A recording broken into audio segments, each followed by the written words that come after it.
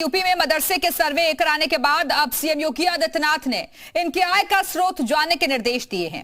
मदरसों ने सर्वे के दौरान बताया था कि उनको ज़कात के जरिए धन मिलता है। ज़कात का मतलब मुस्लिमों की तरफ से दिया गया दान है और मदरसों ने बताया कि कोलकाता, दिल्ली, चेन्नई, मुंबई, हैदराबाद के अलावा सऊदी अरब और नेपाल में बसे मुस्लिम भी उन्हें दान देते हैं। अल्पसंख्यक मामलों के मंत्री धर्मपाल सिंह ने ये जानकारी दी और मदरसों की फंडिंग की जांच सरकार इसलिए करा रही है ताकि पता चल सके कि किन्हीं देश विरोधी ताकतों का हाथ तो इसमें नहीं है।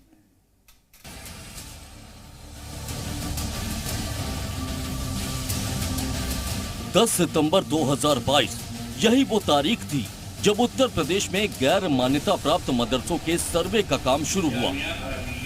विपक्ष के विरोध के बावजूद योगी सरकार ने गैर मान्यता प्राप्त मदरसों की पहचान करने और उनकी फंडिंग से जुड़ी जानकारियां जुटानी शुरू की। मुरादाबाद से प्रयागराज और आगरा से देवरिया तक मदरसों की पड़ताल शुरू हुई। गैर मान्यता प्राप्त मदरसों की फंडिंग से जुड़ी जानकारियां इकट्ठी की जाने लगी।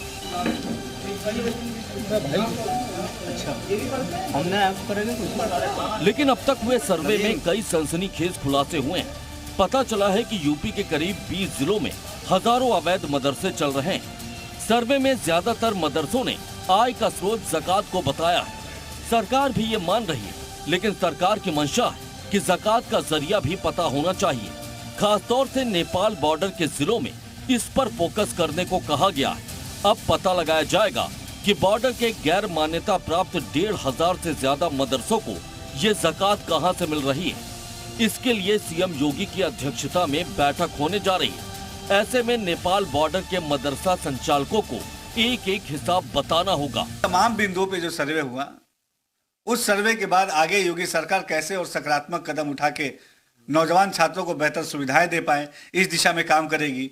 साथ ही सरकार कोई योजना, कोई पॉलिसी, कोई स्कीम लाती है तो जब सरकार के पास एग्जैक्ट सही आंकड़े होते हैं तो सरकार बेहतर तरीके से ग्राउंड लेवल पे इफेक्टिव वे में काम कर पाती। दरअसल नेपाल से लगे बॉर्डर के इलाकों में बड़ी तादाद में गैर मान्यता प्राप्त मदरसे मिले हैं। मदरसा सर्वे में कई चौंकाने वाले तथ्य सामने आए हैं। मसलन फंडिंग को लेकर के जो ज़कात आया है वो कहां से आया है, किसने दिया है, किस मद में दिया है, इसकी जानकारी मदरसे को नहीं है। लिहाजा सरकार चौकन्नी है और इस पूरे मामले पे जांच कर रही है।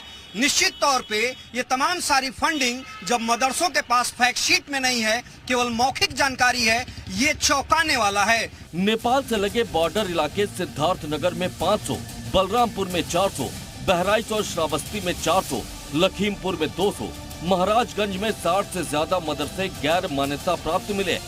इन मदरसों में कोलकाता, चेन्नई, मुंबई, दिल्ली, हैदराबाद, सऊदी और नेपाल से ज़कात मिली।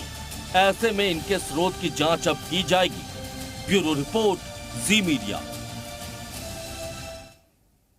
और अब आइए आपको ग्राफिक्स के जरिए कुछ जानकारियां देते हैं। मदरसे का नाम क्या है, संचालन करने वाली संस्था क्या है, मदरसा सर्वा के ये जो 12 पॉइंट्स है वो हम आपको बता रहे हैं। बारी बारी से संचालन करने वाली संस्था क्या है, ये कब स्थापित हुआ था, छात्रों की सिक्योरिटी के प्रबंध क्या है, यहाँ पेयजल और फर्नीचर की व्यवस्था क्या कुछ की गई है, बिजली सप्लाई यहाँ कैसे की जाती है, टॉयलेट कितने हैं, मदरसे में पढ़ने वाले स्टूडेंट्स कितने हैं और टीचर्स की संख्या और पाठ्यक्रम क्या है, क्या बच्चों को यहाँ पढ़ाया जाता है, मदरसे की आय का स्रोत क्या है और स्टूडेंट्स का किसी अन्य संस्थान में रजिस्ट्रेशन तो नहीं है, गैर सरकारी समूह की संबद्धता कहां से है। तो ये वो जानकारी हैं, ये 12 पॉइंट्स हैं जो कि मदरसा सर्वे के दौरान निकलकर सामने आई और इसी के आधार पर यह सर्वे भी किया गया।